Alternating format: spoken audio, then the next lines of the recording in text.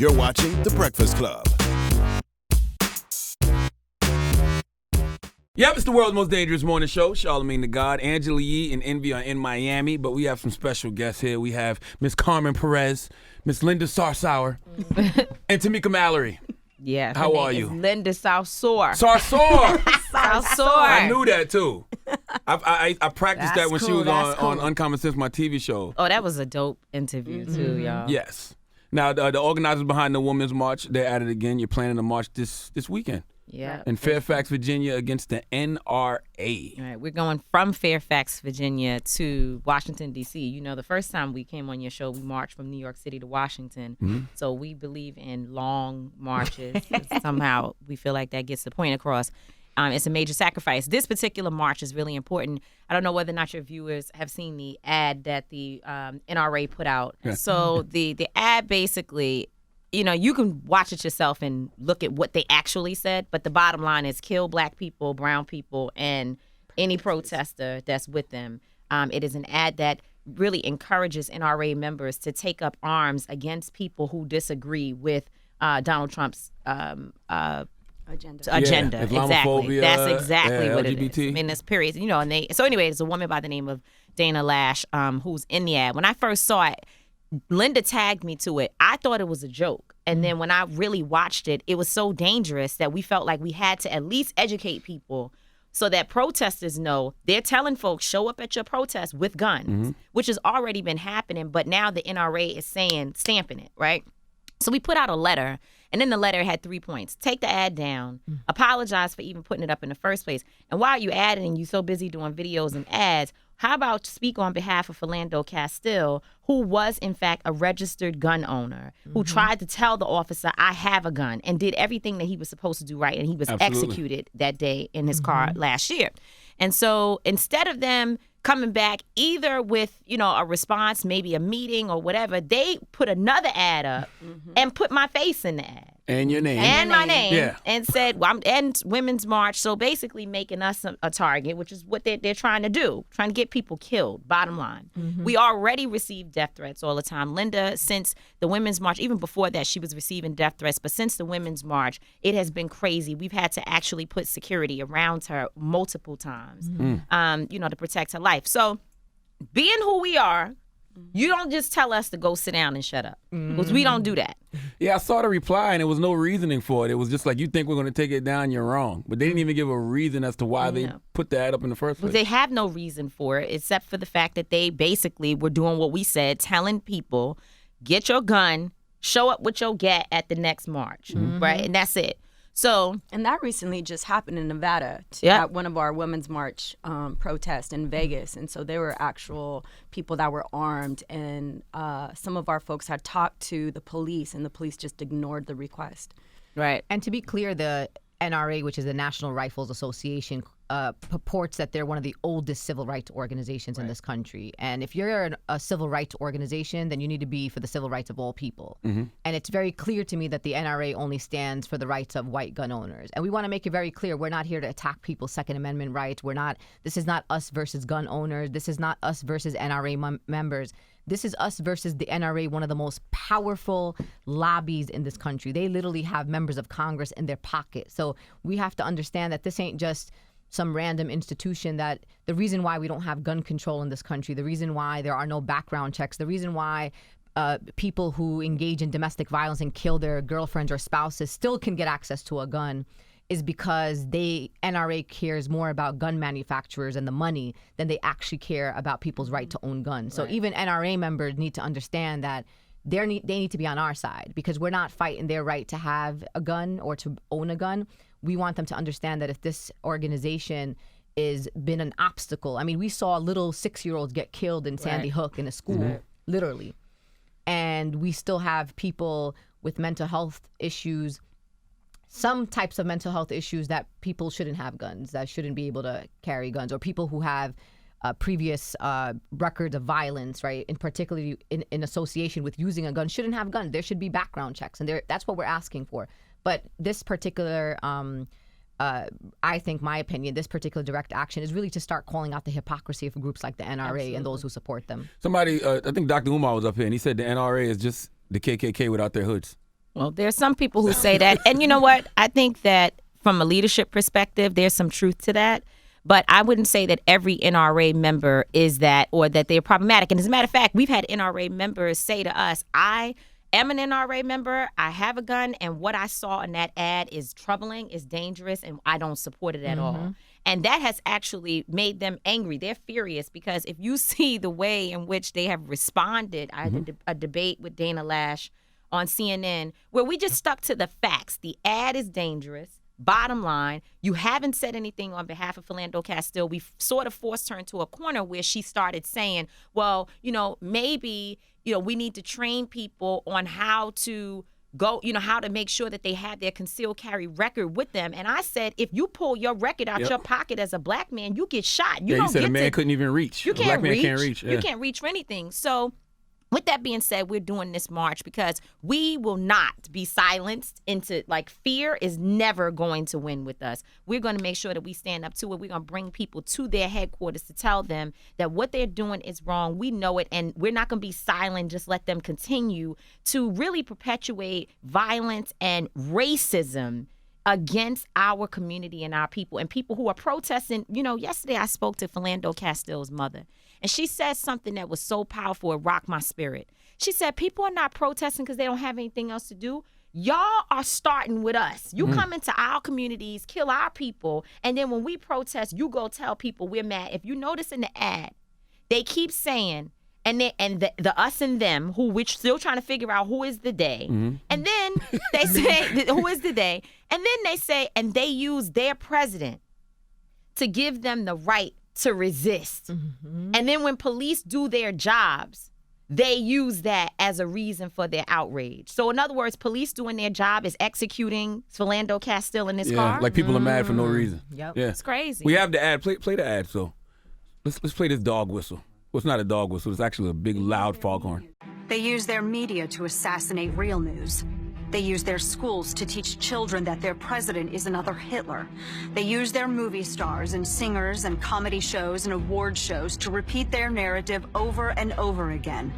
And then they use their ex-president to endorse the resistance, all to make them march, make them protest, make them scream racism and sexism and xenophobia and homophobia, to smash windows, burn cars, shut down interstates and airports, bully and terrorize the law-abiding, until the only option left is for the police to do their jobs and stop the madness.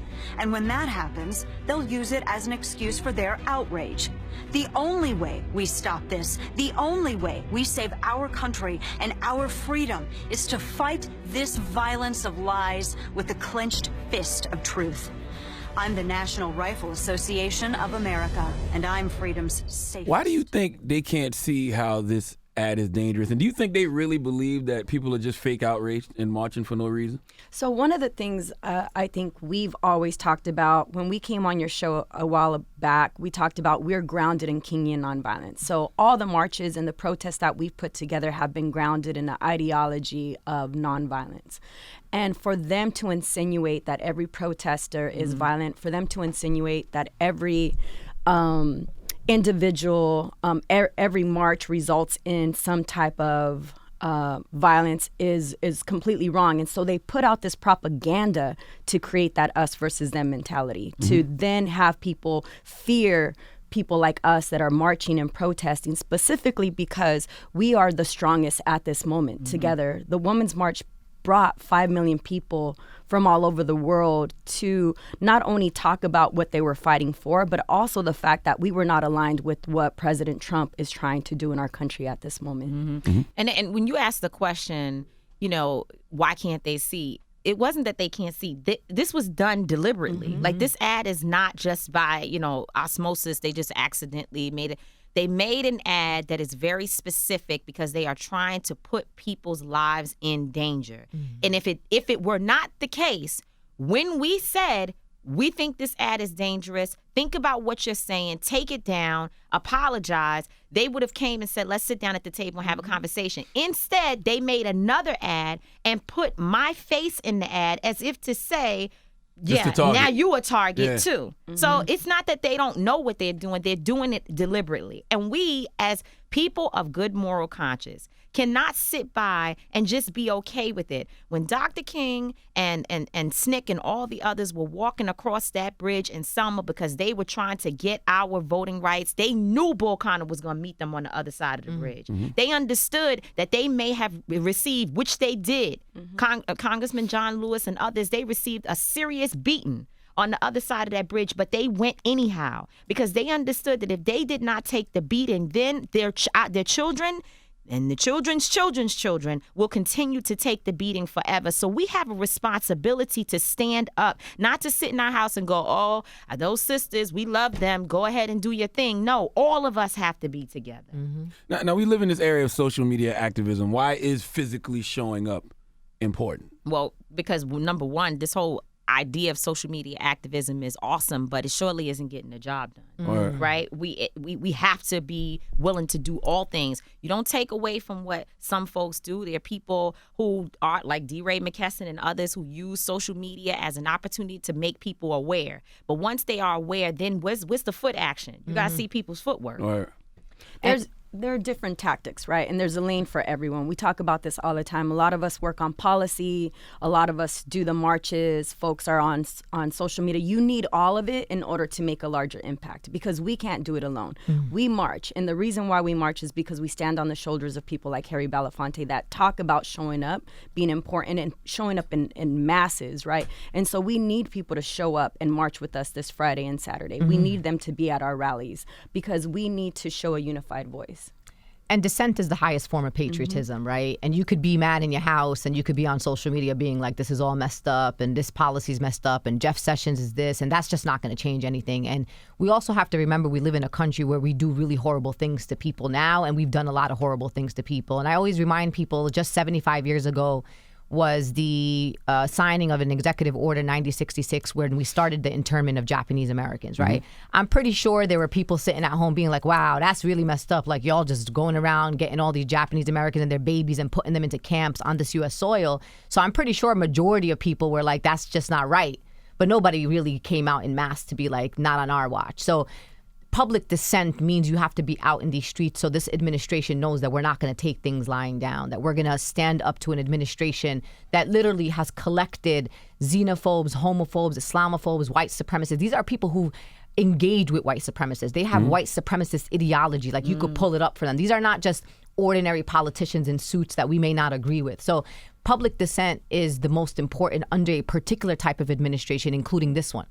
Fascism, like you're watching our president go head to head with the media, calling the media fake news, lies, and trying to mess with the psyche of the American people. And when you start attacking freedom of press in this country, in a democracy, that for me is a red. Like that's like code red, like alarm, you know. And watching, I mean the son of the president.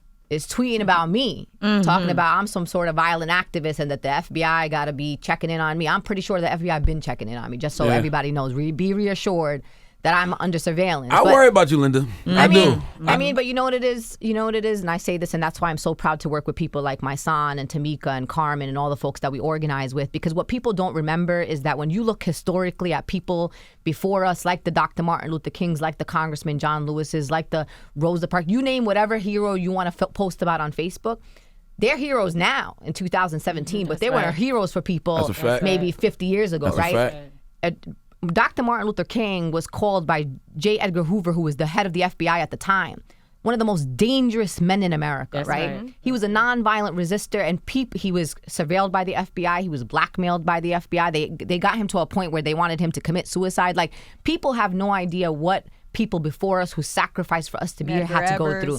So like what we're going through is a walk in the park, to be honest with you, in the comparison to what people had to go through at a time where black people had even less rights, where people of color even had less rights 50 years ago. So I tell people all the time, this is sacrifice. I'm sorry, it's not a walk in the park. It's not. It's not a walk in the park compared to Linda. It's not because what Linda has been going through is very dangerous. It's not, you know, it's very serious. It's very dangerous. I've been getting her death threats. They've been coming to me saying, just so you know, we plan to do things to your sister, since you guys call each other sisters. It's very dangerous, and we ask people for prayers.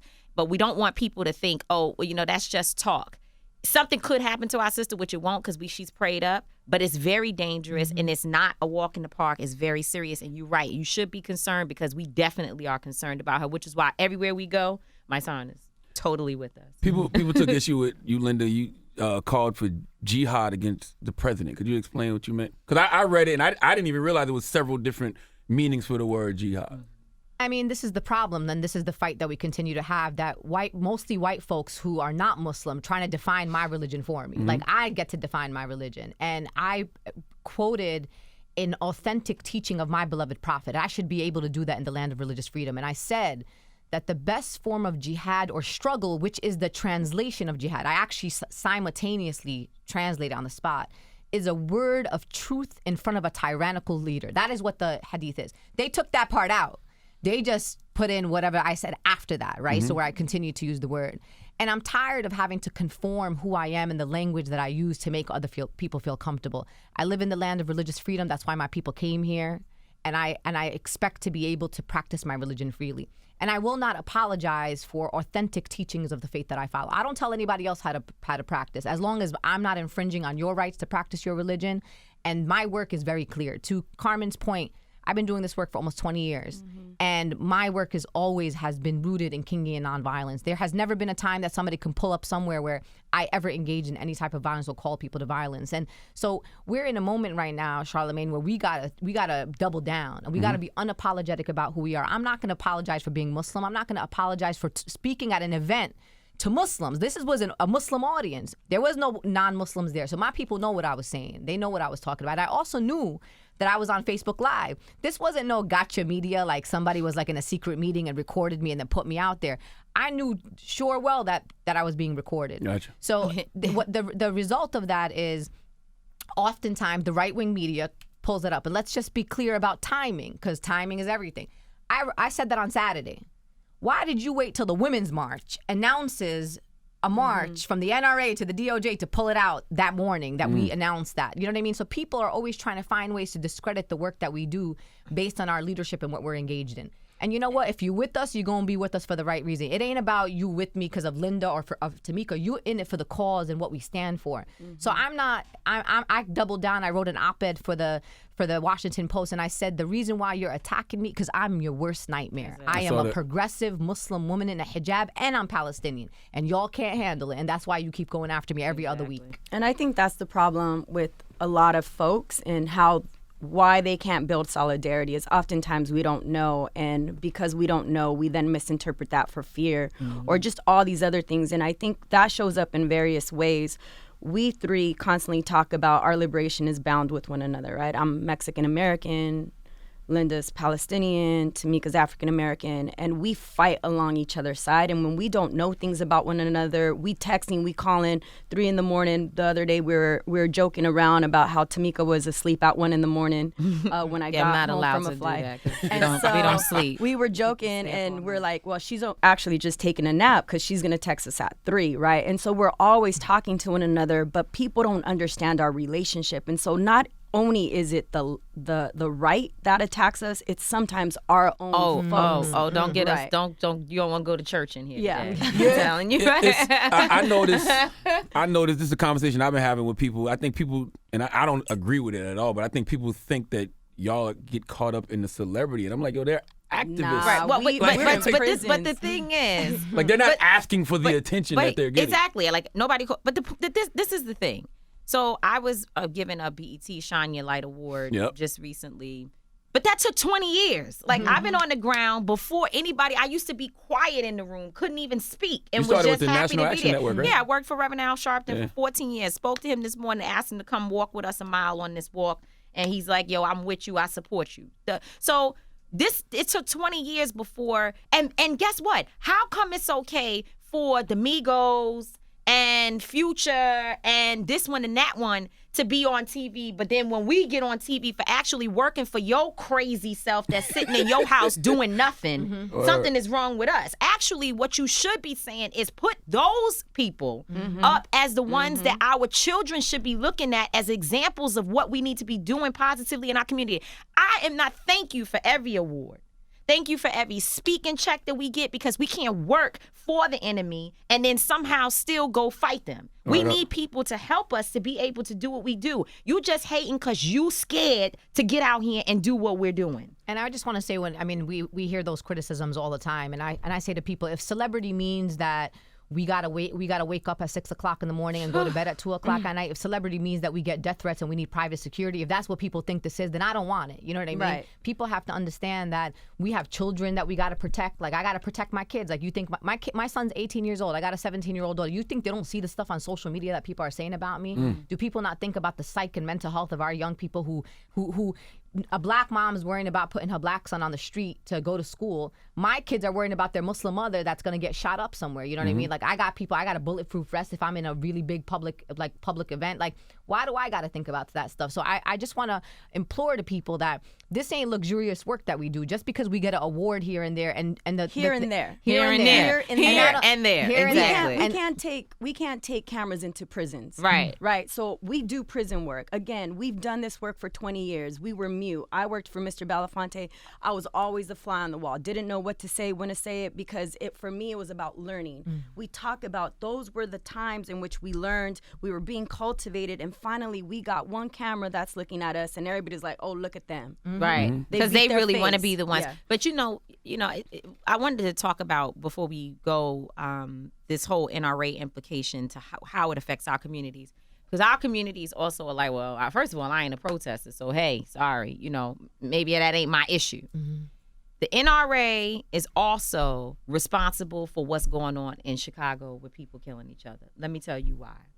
Because anytime you have, and Linda broke it down, an organization as powerful as them, who are in the middle, literally using their powerful lobby to stop things like background checks from people, because we don't make guns on the corners in Chicago or in Brooklyn or anywhere. But it is because of the fact that we cannot get any sensible gun laws passed in this country, because these people are paying folks. Because every time a gun is purchased, the NRA is benefiting from that. From the Smith & Wessons and the Glocks and all these people making money. They don't want to see our communities be safe and made whole, because it doesn't matter to them as long as the guns are being purchased. They don't care if the gun is getting purchased in Virginia at a place that has absolutely no regulations, and somehow or another those guns make it onto the corners of Brooklyn and places in Louisiana where 13 people were killed in one weekend just a few weeks ago. So when people sit and say, well, maybe I'm not a protester, it doesn't matter. Yeah, but your son Ray Ray does live on the corner, and he got a gun that came from the hands of somebody who bought it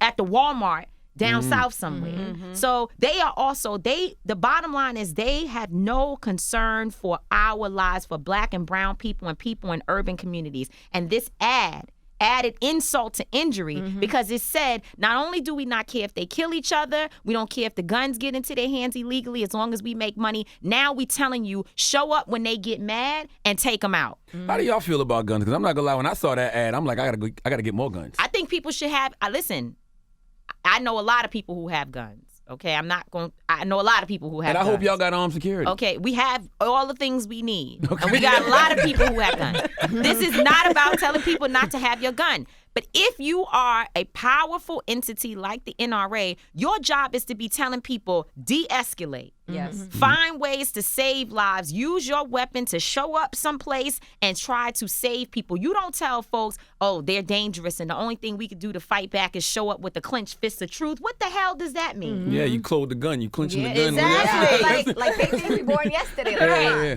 And she tried to say actually that it was a power fist. I think during right. the Yeah. CNN, She tried to say, go and look at on my page. She posted photos of us with the clenched fist up, black people. That clenched fist for us has meant struggle.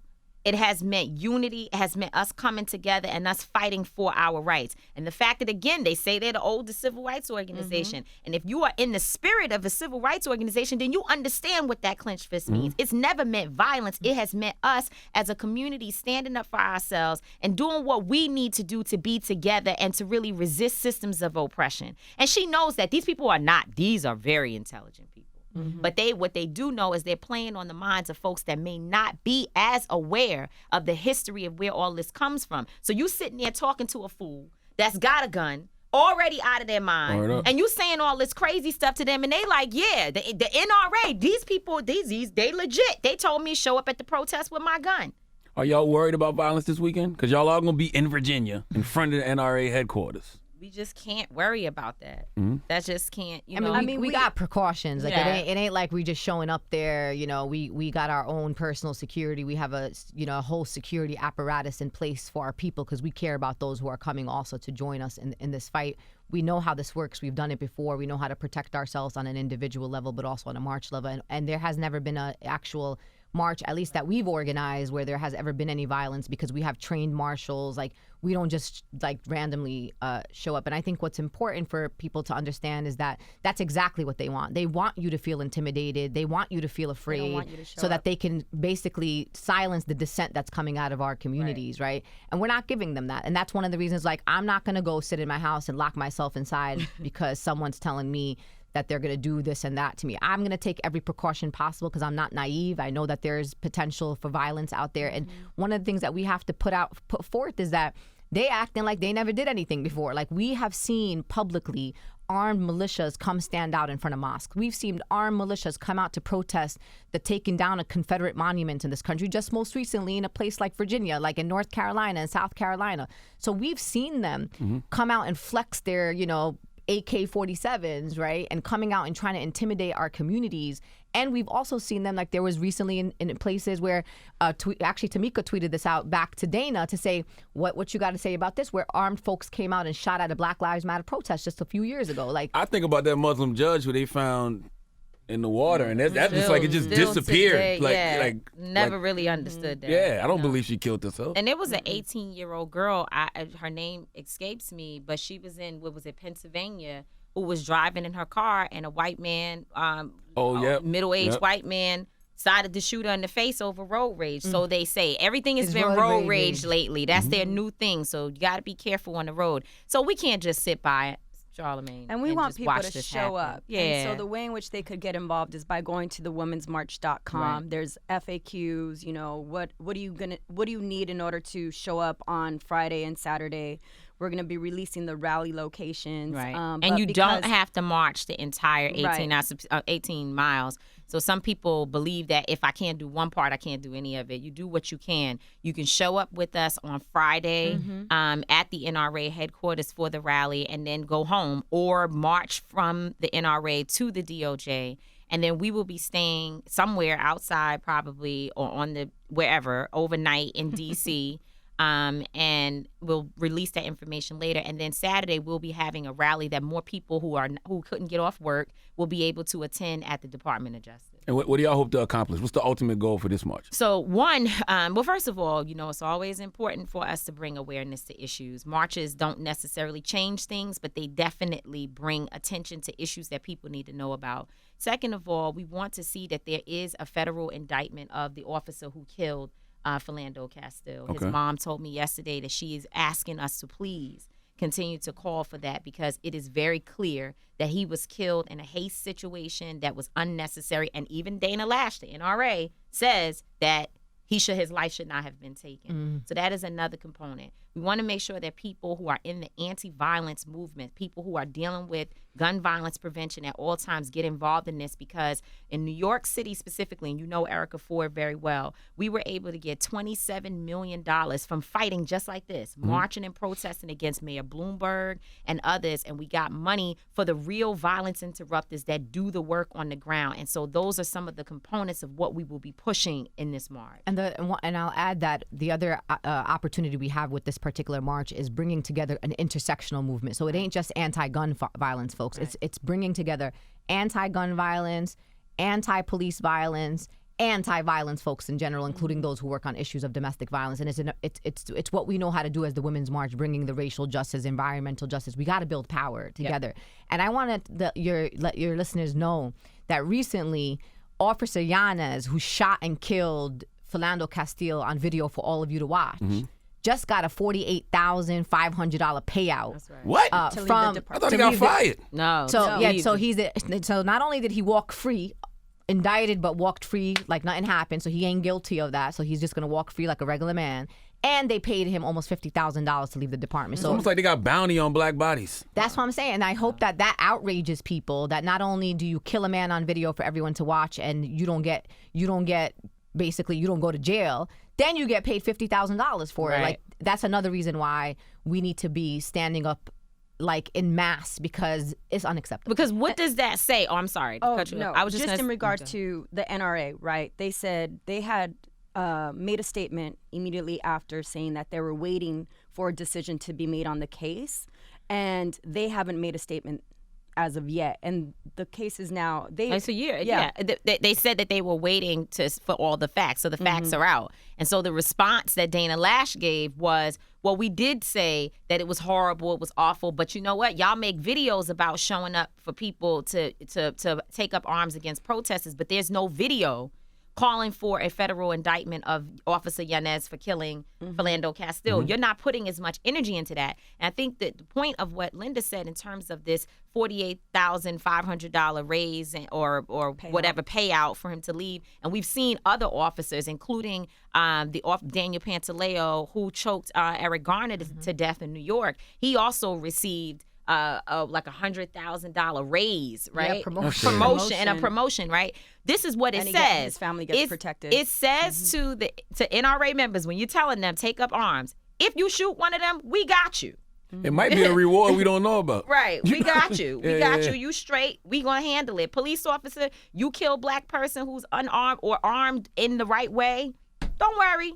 You straight. We'll take care of you. And we'll show you on Friday and Saturday during this action on the NRA that this ain't an us versus them. You're going to see black people there. Right. You're going to see Muslim people there. You're going to see white folks there. Like, you're going to see everybody. We're going to show you what we showed you at the Women's March, that we know what it takes to have a beloved community. And our movement that we're creating is people of all backgrounds, of all religious backgrounds, people with no faith, So you're going to see that manifested again during this NRA action. I'd like to see NRA members there who don't agree with what. I We hope believe so. they're They're welcome. They to may be not. there. They may not say. They may not say it, but many But of they them are will be there. on They've our been social supporting media, us. supporting us. I mean, there's a lot of hate we get from folks, but we get a lot of love as Yep. well. So Yep. And what's the website again? How did they get involved this weekend? it's womensmarch.com. See you there Saturday morning. For those that can't come on Friday, we're going to be sleeping outside. So we hope that you come and wake us up. Meet us 10 at o'clock. the Department of Justice. That's the meetup point, the department? Yeah, we're going to Okay. be at the Department of That's Justice. on But Saturday. people, go to womensmarch.com and follow the plan because, as you said, with the security measures, we have to be careful when we put out information because we don't want other people to have as much time to put their plan together against us. So, but folks need to just say, Saturday I'm available. I'll be wherever. And Friday, if I can, I'm going to take off work because I take off to go to the concert and whatever other things. So I might take off work to be there on Friday. Got you. I got one final question. This don't got nothing to do with the march or anything. This is a conversation we was having. Do y'all think Amber Rose's slut walk is beneficial to the feminist movement? You know what? It's funny that they ask me that all the time.